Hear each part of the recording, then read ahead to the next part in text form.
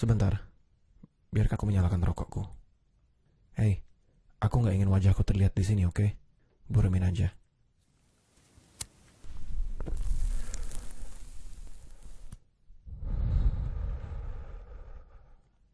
Baiklah, aku siap. Perjumpaan pertamaku dengan hal itu saat usia 7 tahun. Aku dan seorang teman sedang berjalan dari rumah ke sekolah saat kami berpapasan dengan seorang pecandu.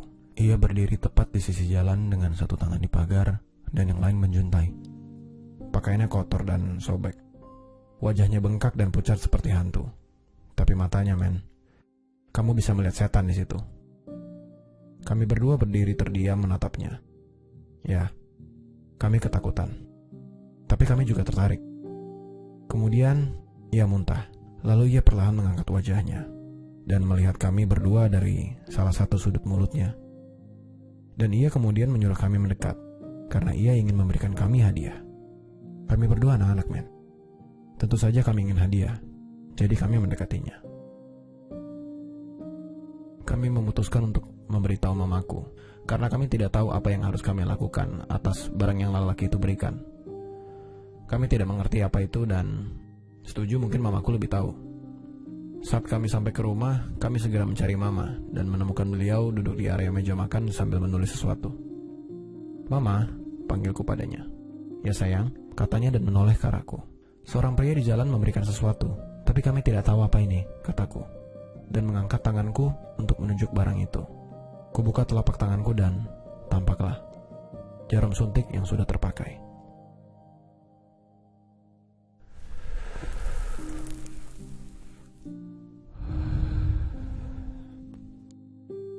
Ketakutan? Tentu saja. Itu yang dirasakan orang tuaku. Kedua orang tuaku berasal dari Maroko dan Prancis. Kami tinggal di satu tempat di Prancis yang terkenal akan kekerasan dan masalah obat-obatan. Jadilah mereka makin khawatir tentangku, bukan hanya karena di mana kami bertempat tinggal, tapi juga karena sepupuku Ben yang dikenal sebagai salah seorang pengedar. Dan kau tahu bagaimana itu bekerja saat satu orang anggota keluarga terlibat dalam dunia kelam itu. Mereka akan menarik semua anak lelaki di keluarga bersama mereka, karena keluarga adalah orang terdekat yang bisa dipercayai. Jadi aku muncul ke rumah dengan jarum di tanganku di usia 7 tahun. Mamaku kaget dan menelpon papaku agar segera pulang. Saat ia tiba, mereka segera langsung ke ruang keluarga dan menutup pintu. Mereka berada di dalam sana cukup lama. Aku tidak tahu apa yang mereka perdebatkan, tapi saat mereka selesai, mereka berdua setuju bahwa tidak aman bagiku untuk tumbuh di area itu. Jadi, kami segera pindah ke tempat pamanku di Belanda. Awalnya, kami hanya pergi untuk berkunjung selama beberapa bulan. Tempat itu terasa seperti planet yang benar-benar baru untukku. Yang ku tahu hanyalah area kumuh yang kutinggali sebelumnya. Jadi ini benar-benar berbanding terbalik. Tempat itu benar-benar indah dan damai. Tidak ada senjata yang ditembakkan di jalanan setiap malam, tidak ada pengedar, tidak ada perkelahian. Yang bisa kulihat hanyalah anak-anak bermain dengan aman di jalanan. Kami berkunjung semakin sering dan akhirnya ayahku saat itu mengajukan izin tinggal. Setelah kami mendapatkan izin, kami pun menetap. Saat bersekolah di sana, aku termasuk murid yang dikucilkan. Itu benar-benar perubahan drastis dari mana aku berada sebelumnya. Aku selalu terlibat masalah dan memilih untuk menyelesaikan dengan kekerasan daripada membicarakannya. Tapi aku tetap dapat mengikuti pelajaran dengan baik di sekolah. Aku berusia 13 tahun, dan di tahun kami mendapatkan kewarganegaraan Belanda, orang tuaku memutuskan untuk kembali ke Prancis, menemui tanteku di musim panas. Musim panas itu benar-benar mengubah semuanya. Saat kami tiba di rumah tanteku, Ben juga ada di sana. Kami semua berada di luar dan bermain sepak bola dengan bola baru yang kudapatkan sebagai hadiah. Di sana juga ada anak lelaki baru di tim lainnya yang belum pernah kutemui sebelumnya. Saat mereka kalah, ia menjadi sangat agresif dan berusaha mencuri bolaku. Aku pun marah dan memintanya mengembalikan bolaku, tapi ia menolak. "Hah? Aku tidak tahu apa lagi yang bisa kulakukan." Sepupuku Ben duduk dan menonton keseluruhan kejadian tersebut dari kursi depan mobil hitamnya. Kemudian ia memanggilku untuk menghampirinya dan mengatakan padaku, Kalau ia mengambil bolamu, aku akan menghajarmu. Jadi jika aku jadi kamu, aku akan menghajarnya dan mengambil bola itu kembali.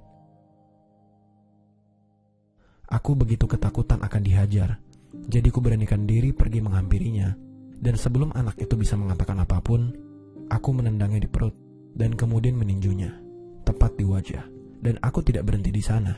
Aku terus memukulinya tanpa henti sampai aku lelah. Kemudian ku ambil bolaku, masuk ke rumah dan duduk dengan sangat syok. Apa yang baru saja aku lakukan?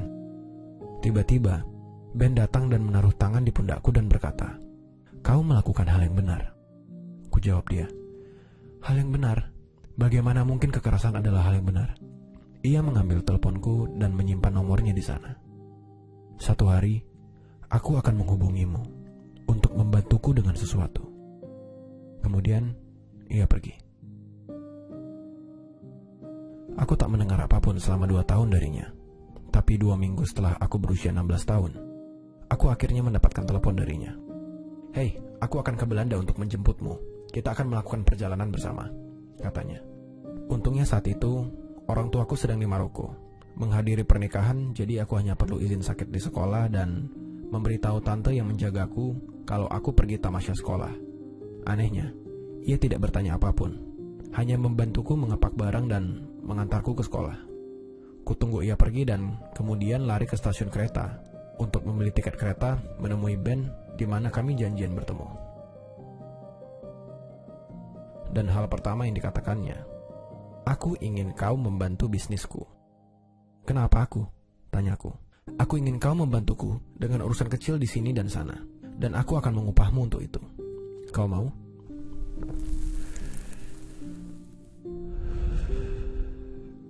Aku hanya anak kecil yang tidak paham akan dunia. Begini, aku bukan tipe yang ingin dihormati atau kuat atau apapun. Aku melakukannya karena aku ingin uangnya. Aku bersekolah di tengah-tengah anak orang kaya, dan aku menginginkan apa yang mereka miliki. Aku tidak memiliki teman atau orang untuk diajak bicara. Aku kesepian hampir setiap saat. Diri bodohku saat 16 tahun berpikir bahwa uang akan mengisi segalanya. Oke, ayo. Kami berkeliling melintasi Prancis dan Belgia. Pertama, aku hanya melakukan tugas-tugas kecil, seperti membungkus kotak atau menjawab telepon. Namun kemudian, aku juga akan ke jalanan dan bicara dengan para penyuplai dengan sepupuku.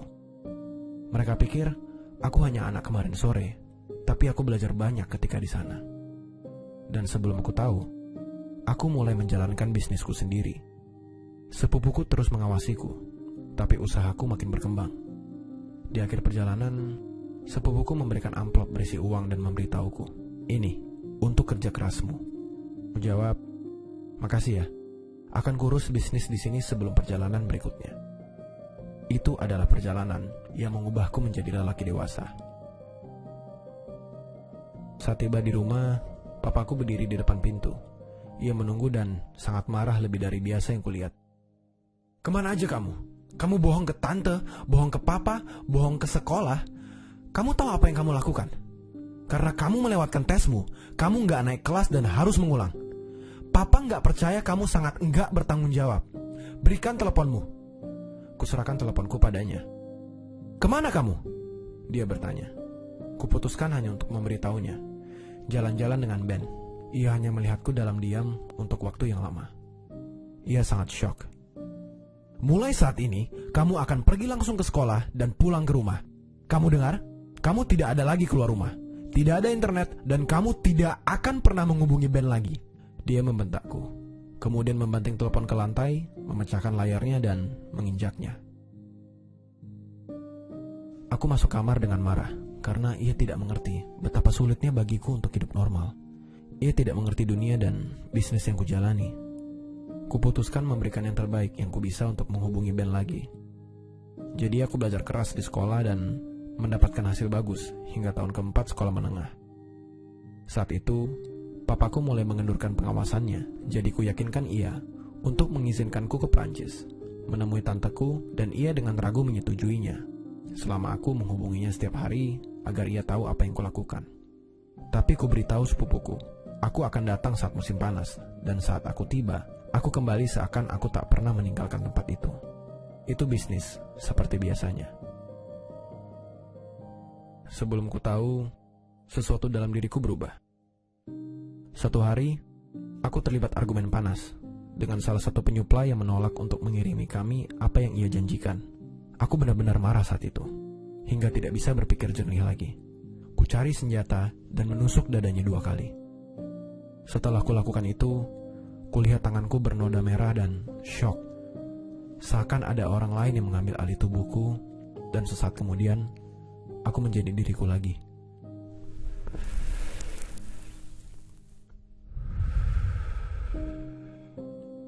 Dan aku lari. Aku kembali ke rumah, membersihkan tangan dan duduk di ujung ranjang, menyembunyikan kepala di tanganku. Tidak kuberitahu siapapun karena ia hanya penyuplai kecil dan tidak ada yang menyokongnya. Aku sadar, saat semua hal bisa saja menjadi lebih buruk. Aku bisa berakhir menghabisinya. Dia bisa saja menghabisiku. Aku bisa memulai perang dan banyak orang yang akan menjadi korban. Semua hanya karena aku berpikir pendek saat itu.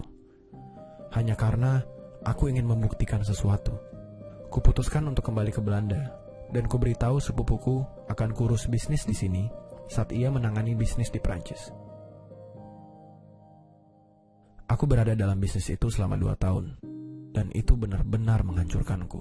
Paman yang sudah 2 tahun tak bertemu tidak mengenaliku. Ia berkata, aku terlihat 10 tahun lebih tua dari seharusnya.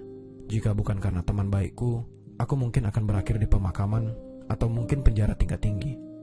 Ia membantuku mendapatkan pekerjaan dan lulus semua tes. Aku masih belajar untuk tesku. Tapi dalam 3 bulan, aku berharap bisa kembali hidup normal. Aku ingin menemukan jalan untuk membantu masyarakat. Jadi kupilih mempelajari teknik kimia untuk membuat obat untuk membantu orang lain. Ironis bukan? Aku ingin berbagi cerita karena aku ingin orang-orang yang terpuruk di dunia ini tahu bahwa tidak pernah terlambat dan bahwa kau dapat selalu kembali dan memiliki hidup normal. Dan itu akan menjadi lebih baik. Sangat baik. Dan untuk anak-anak yang ingin masuk dunia kelam itu, keluar bro. Itu gak asik. Itu berbahaya. Lakukan yang terbaik untuk mereka yang peduli padamu dan dirimu sendiri. Hal-hal macam itu terasa menggoda. Uangnya, kekuasaannya, tapi itu semua hanya di permukaan. Kalau kamu terlibat terlalu dalam, itu akan mengubahmu. Dan bukan berubah menjadi lebih baik. Tidak pernah berakhir baik.